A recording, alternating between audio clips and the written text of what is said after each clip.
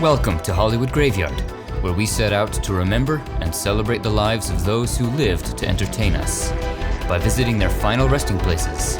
Today we continue our tour of New York in Westchester County, where we'll find such stars as Joan Crawford, Ed Sullivan, Aaliyah, and many more. Join us, won't you?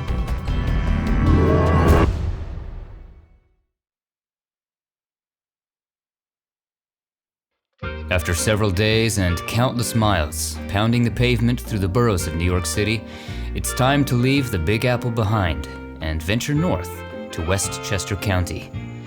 The first stop is Hastings-on-Hudson at Westchester Hills Cemetery and Temple Israel, then on to Hartsdale and Ferncliff Cemetery. If you haven't done so already, be sure to check out parts 1, 2, and 3 of our tour of New York.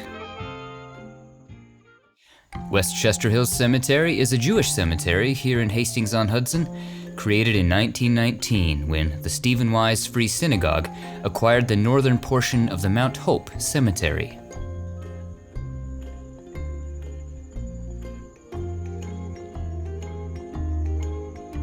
Stephen Wise was a rabbi, now entombed here in this stonework mausoleum. Following the main road from the entrance around to the right, we find the mausoleum where George Gershwin is entombed. Gershwin was undoubtedly one of the great American composers of the 20th century. His first big hit was Swanee in 1919, famously sung by Al Jolson. Swanee, how I love you, my dear old Swanee. In the 1920s, he began composing for Broadway, musicals like Strike Up the Band, Crazy Girl, and Of Thee I Sing. In 1924, he composed his first major classical work, the instantly recognizable Rhapsody in Blue, which established him as a serious composer and has since become his most popular work.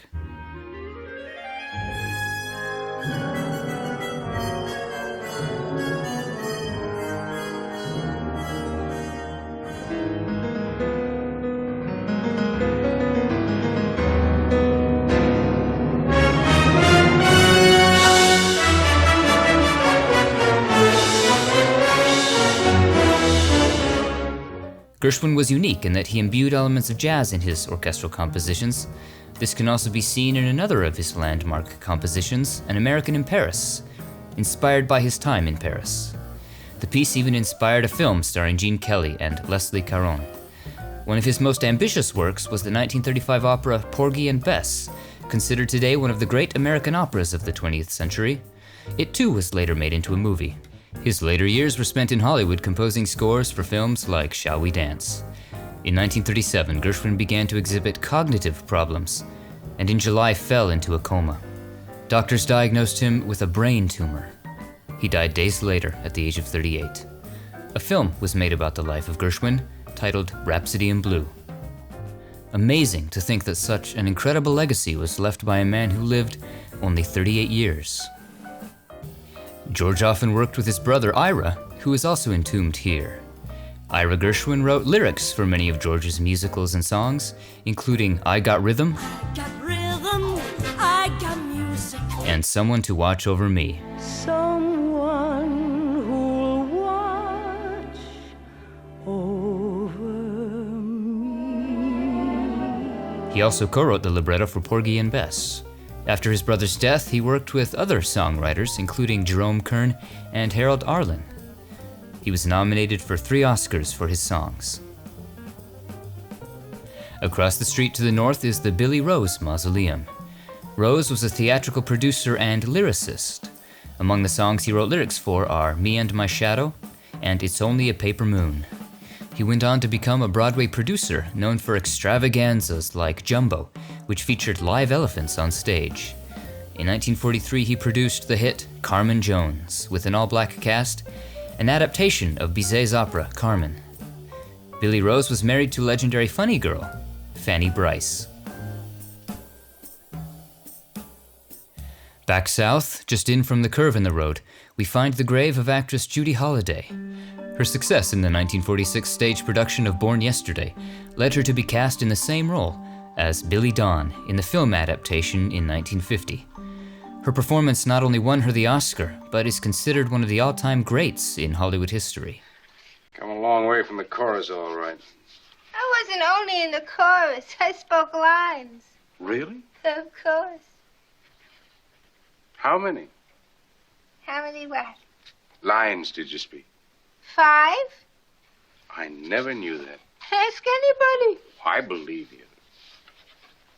I could have been a star, probably, if I'd have stuck to it. Other memorable and comedic performances include It Should Happen to You, playing Gladys Glover, who yearns for fame, so she rents a billboard and puts her name on it.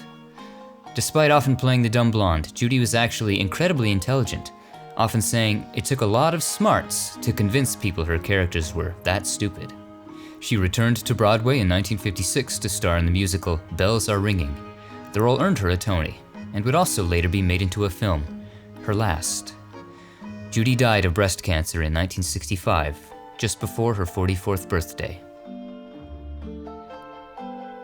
Let's head up the hill a few sections to the southwest.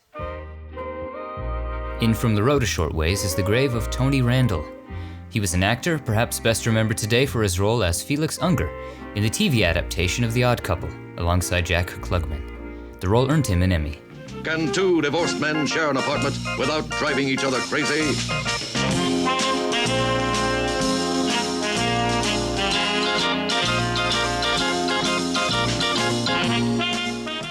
A few years later, he had his own show, The Tony Randall Show, and in the 80s starred in Love, Sydney. On film, he can be seen alongside Doris Day and Rock Hudson in Pillow Talk, and as the title character in Will Success Spoil Rock Hunter. He was also an accomplished stage performer, finding early success on Broadway in Inherit the Wind. He died of pneumonia at the age of 84. Continuing east another section, next to the road, we find the grave of John Garfield.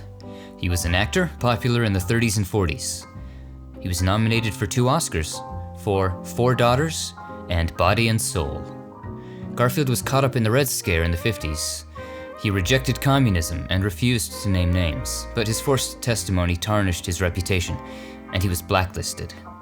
Those close to him believe his premature death of a heart attack at the age of 39 was brought on by the stress of the HUAC investigation and blacklisting.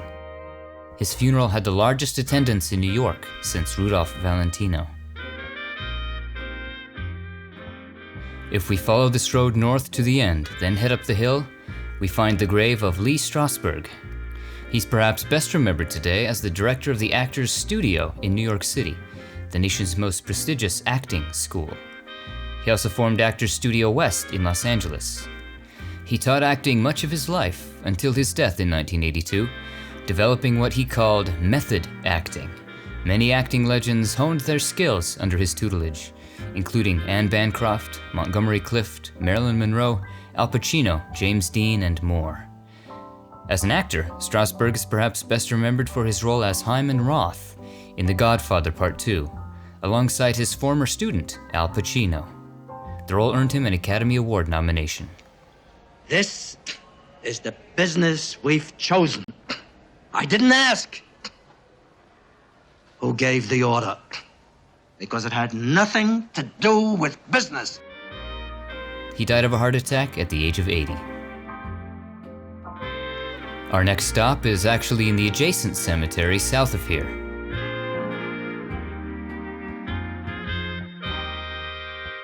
Temple Israel, also a Jewish cemetery founded in 1896. Let's follow the main road into the left and up the hill a short ways. Here is the grave of Adolph Zukor. He was a film producer, often credited as presenter. In 1912, Zukor founded Famous Players Film Company to produce feature-length films that would appeal to the middle class. His films, along with the films of Jesse Lasky, were distributed through W. Hodkinson's Paramount Pictures, the first nationwide distributor. Zukor and Lasky eventually merged and acquired Paramount Pictures, forming the production company that would come to be known as Paramount Pictures today. The origins of the Paramount logo are shrouded in a bit of Hollywood mystery, but it's believed that the mountain was inspired by mountain ranges in Utah, where W. Hodkinson grew up. And Zukor, a believer in the star system, added 24 stars to the original logo, now 22 stars, in honor of 24 actors and actresses he had signed to his studio. His films include Shanghai Express and The Last Command. Zukor lived to be 103. Our time in Hastings-on-Hudson is at an end. Let's make our way north to Hartsdale and Ferncliff Cemetery. Ferncliff was founded in 1902 as a non-sectarian cemetery, notable for the Memorial Park style of grounds, similar to the forest lawns in Los Angeles. On the grounds are 3 mausoleums. The oldest is the Ferncliff Mausoleum, constructed in 1927.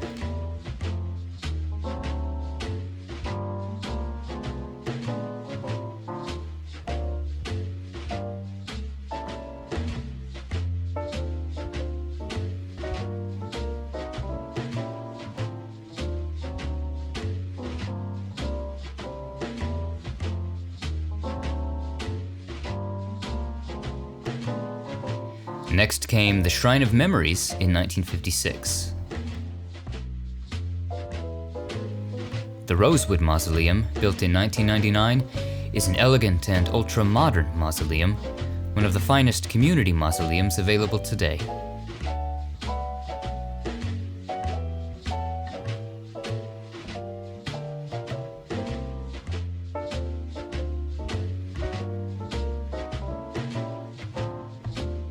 Ferncliff has the only crematory in Westchester County. Several notables were cremated here, but their ashes taken elsewhere, including Jim Henson, Christopher Reeve, Nikola Tesla, Oscar Hammerstein II, Yul Brynner, and John Lennon. We'll begin our tour of Ferncliff left of the main entrance in St. Peter's section. Near the southwest corner of this section, we find the original resting place of Bela Bartok.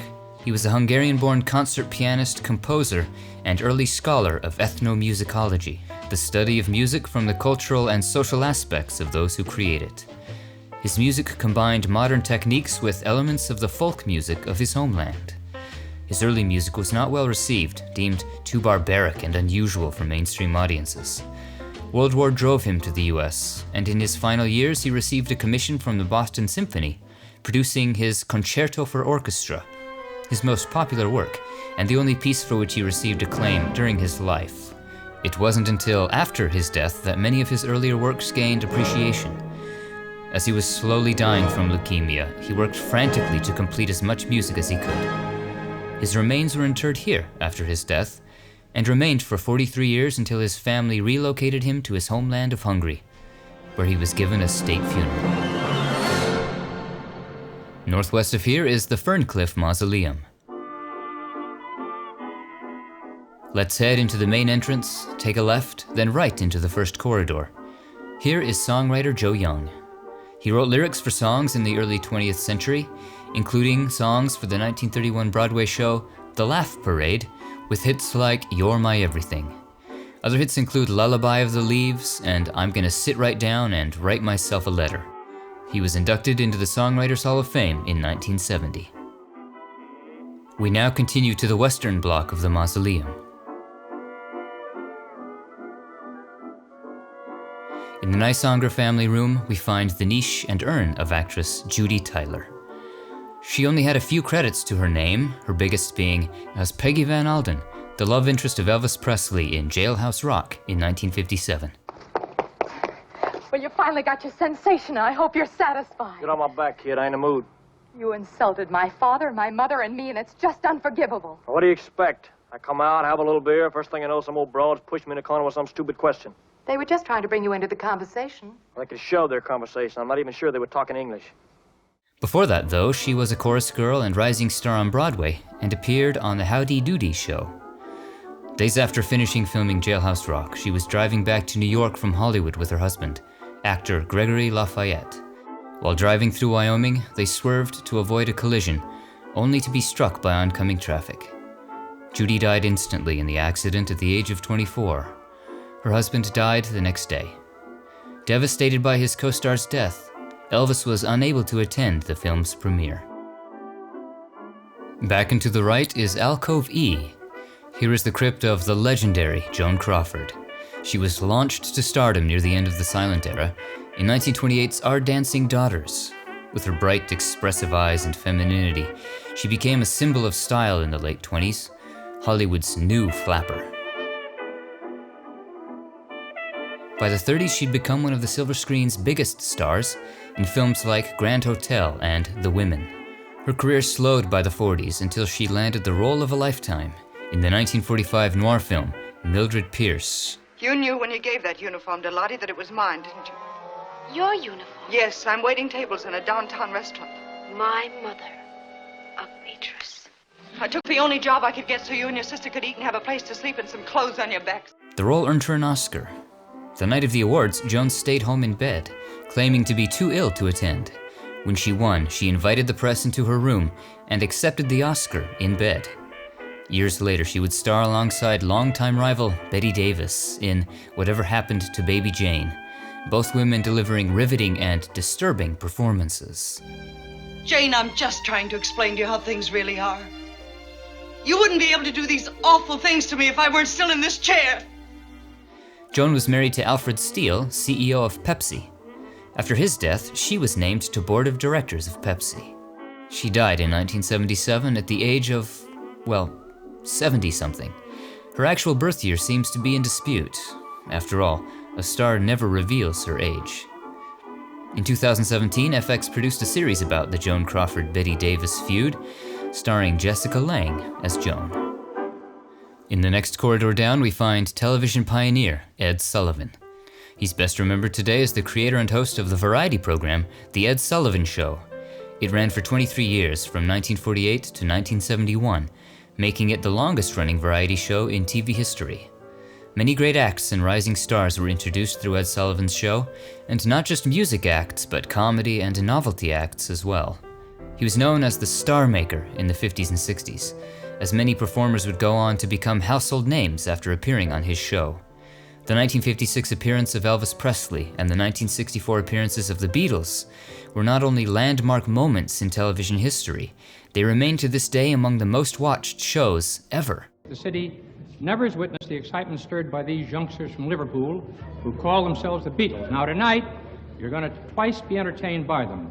Right now, and again in the second half of our show. Ladies and gentlemen, the Beatles! Close your eyes and I'll kiss you. Tomorrow I'll miss you. Alan King once said of him, "Ed Sullivan can't sing, can't dance, and can't tell a joke, but he does it better than anyone else." This is a true summation of Sullivan, who was a master at wrangling and presenting talent. He died of cancer at the age of 73. His theater in New York, now named the Ed Sullivan Theater, is where The Late Show with Stephen Colbert is currently housed. Let's head back to the main entrance, then go right this time. In Alcove C, we find the niche of Jerome Kern.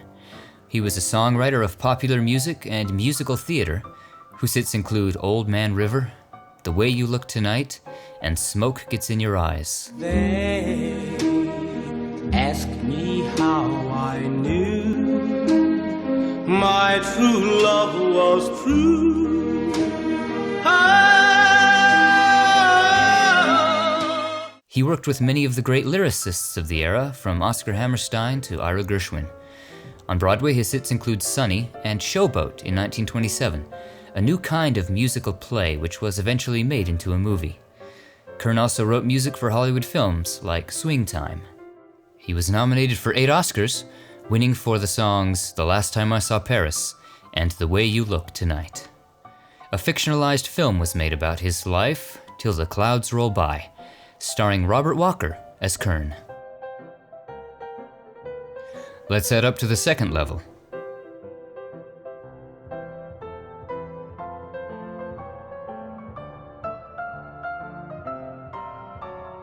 If we go right, we make our way to alcove EEFF. Here is the niche of Moss Hart. He was a playwright and theater director.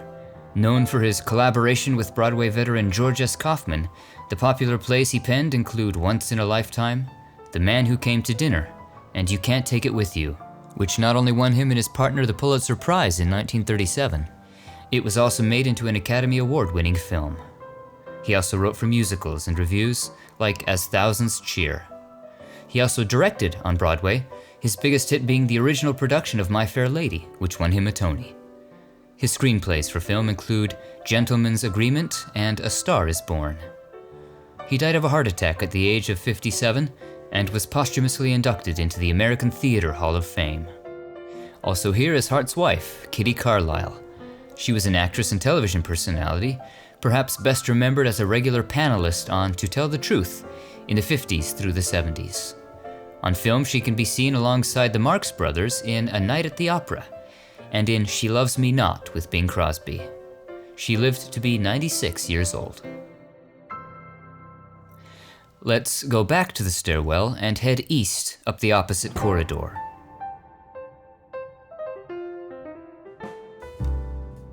This is the original resting place of Hollywood icon Judy Garland, star of films like The Wizard of Oz and A Star is Born.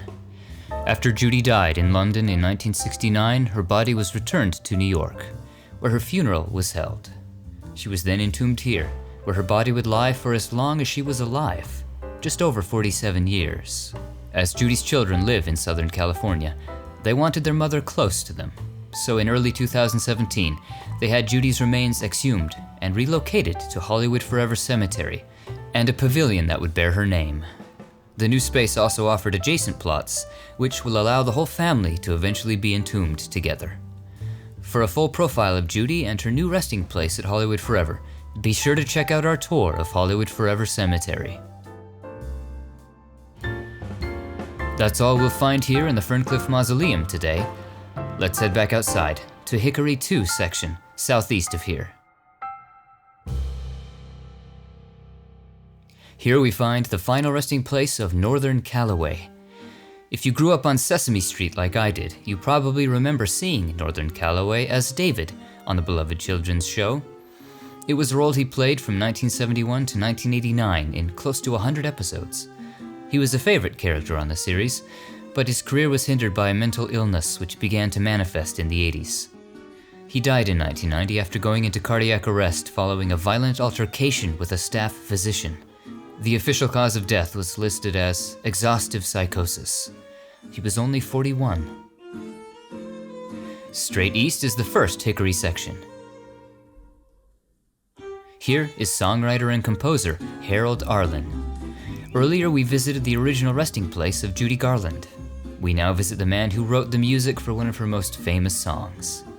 Harold Arlen wrote the songs for the 1939 film The Wizard of Oz, including If I Only Had a Brain, If I Only Had a Brain, We're Off to See the Wizard, We're Off to See the Wizard, the Wonderful Wizard of Oz, and Over the Rainbow, considered by many the greatest song ever written for film, winning him the Oscar.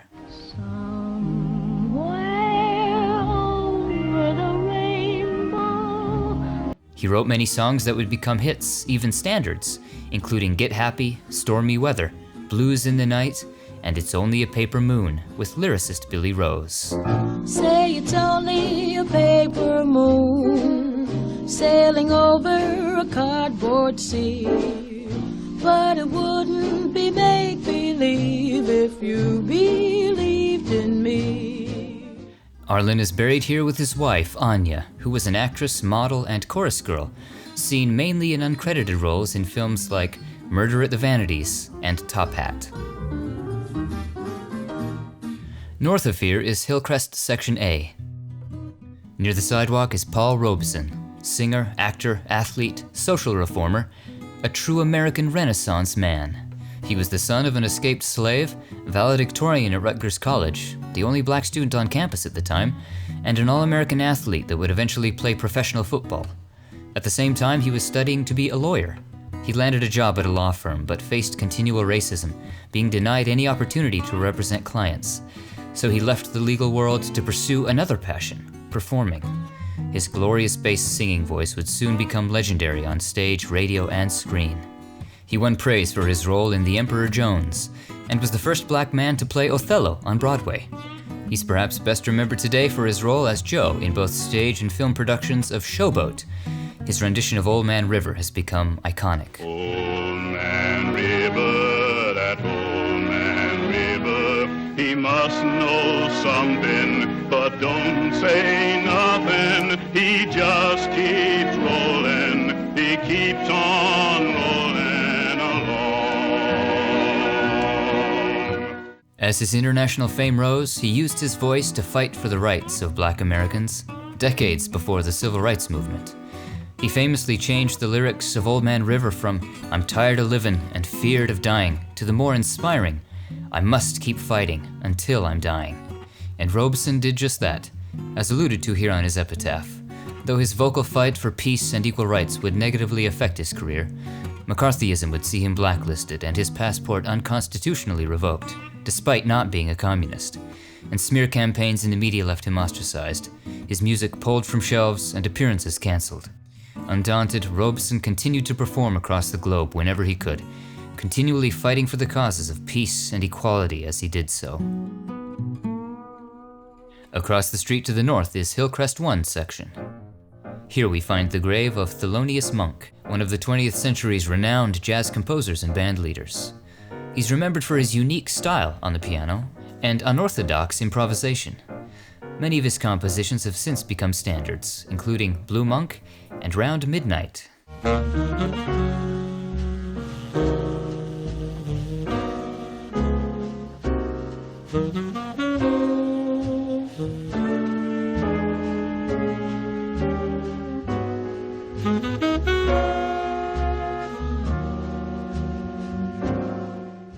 Monk died of a stroke at the age of 64. Southwest across the cul-de-sac is Hillcrest Garden C. This is the final resting place of Jason Mizell, better known as Jam Master Jay. He was the DJ of the influential hip-hop group Run DMC. The group formed in the 80s and would help bring hip-hop into the mainstream with hits like Rockbox and King of Rock. You can hear our sound, 4 blocks and blocks, for every living person. Where a rumble tree is beating DMC. Jay, where's the beat? They're also known for their collaboration with Aerosmith on a cover of Walk This Way. In 1989, Mizell founded Jam Master Jay Records, notable for signing 50 Cent. On October 30th, 2002, at the age of 37, Mizell was shot and killed in a Queens recording studio. His murder remains unsolved. Before hitting the 2 remaining mausoleums, let's head east to Pinewood B section. Here is the final resting place of Malcolm X, considered one of the most influential African Americans in history. He was an activist, Muslim minister, and human rights advocate. He was born Malcolm Little, but would later replace his slave name, Little, with X for his lost tribal name. He excelled in school and expressed a desire to be a lawyer, but dropped out after his white teacher told him that, as a black man, he could never be a lawyer. In the 50s, he joined the Nation of Islam, a political religious movement, becoming one of their most powerful voices. But their teachings were extreme, like black supremacy and full segregation of blacks and whites. Later in life, he grew disillusioned with the Nation of Islam and eventually disavowed the group, but retained his Muslim faith. After a pilgrimage to Mecca, his views on race changed, disavowing racism in any form and promoting human rights for all people, a marked shift in philosophy from his time with the Nation of Islam, which now viewed him as a threat. On February 21st, 1965, Malcolm X was gunned down by 3 members of the Nation of Islam during a speech in Manhattan. He was 39. Malcolm X has been portrayed in film a number of times, including by Denzel Washington in the Spike Lee film Malcolm X. The civil rights movement had many facets, many voices. Malcolm X's voice was one of empowerment and self-esteem for black Americans. I don't in any way encourage black people to go out and initiate acts of aggression indiscriminately against whites. But I do believe that the black man in the United States and any human being, anywhere, is well within his right to do whatever is necessary, by any means necessary, to protect his life and property, especially in a country where the federal government itself has proven that it is either unable or unwilling to protect the lives and property of those human beings. Just across the street is the Shrine of Memories. Taking the first corridor on the right, halfway down, way up at the top, is South African-born actor Basil Rathbone. The distinguished English actor is best remembered for playing Sherlock Holmes alongside Nigel Bruce in a series of successful films about Sir Arthur Conan Doyle's brilliant consulting detective. He first appeared as Sherlock Holmes in The Hound of the Baskervilles in 1939, and would play him in 13 additional films as well as on the radio. There's still one or two little points, Holmes, that I can't for the life of me reconcile with your theory about that poor demented convict. One or two little points? But surely you can't mean that he was in London 3 weeks ago? Sent that letter? Stole that boot? Of course not. Then who the devil did? The same person who was responsible for the death of that convict last night and will try again to murder Sir Henry tonight. Tonight? Unless my imagination has run away with itself, and I don't think that it has. Outside of 221B Baker Street, Rathbone played Mr. Murdstone in David Copperfield and Sir Guy of Gisborne in The Adventures of Robin Hood. He was nominated for 2 Oscars in his career. We'll end our tour at the magnificent Rosewood Mausoleum. Let's make our way in from the upper floor entrance to the north. Turning right in the first corridor, we find the crypt of Cab Calloway, the talented and stylish zoot suit-wearing band leader of the jazz and big band eras.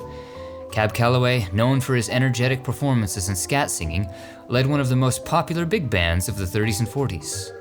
His band became a lead attraction at Harlem's Cotton Club. His signature piece was Minnie the Moocher.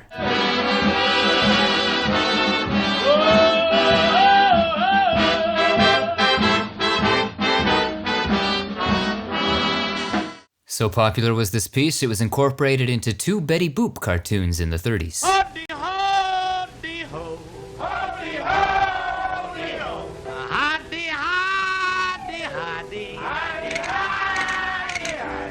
He appeared in a number of films, including a turn as himself in 1947's Hi-De-Ho, and performed Minnie the Moocher in The Blues Brothers. In the 1950s, he joined the touring production of Porgy and Bess. Ever the showman, Cab Calloway continued to perform into his 80s.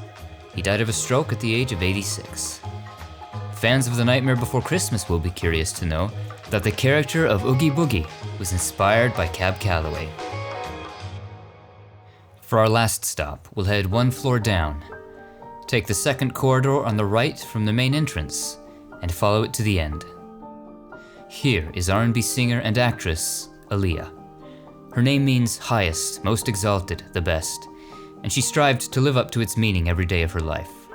Aaliyah began singing and performing as a child, and by 10 was on Star Search, and even sang along with her aunt Gladys Knight in Las Vegas. She signed her first record deal at the age of 12 and worked with R. Kelly, who would become her mentor. Her debut album, Age Ain't Nothing But a Number, was released when she was only 14.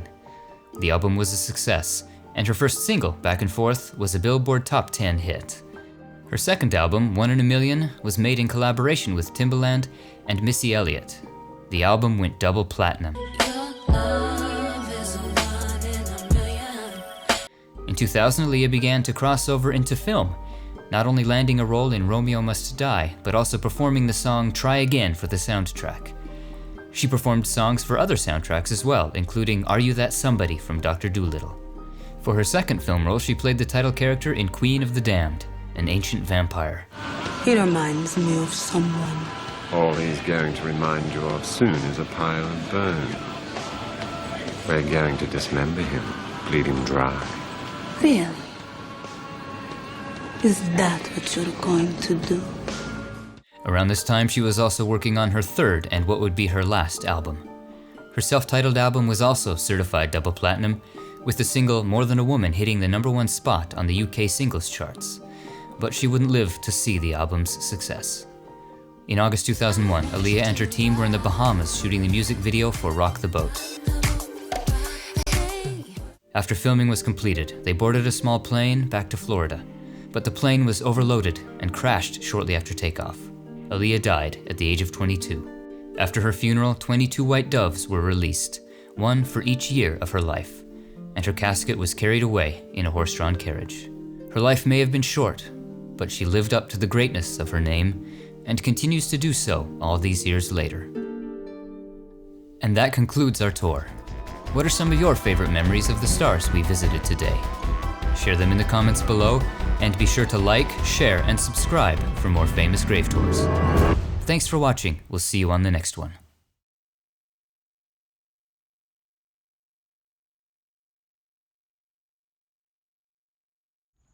We knew coming out to New York City in mid-October that we were well ahead of peak fall foliage season, but we'd hoped to find a little color for a small taste of the autumn in New York experience.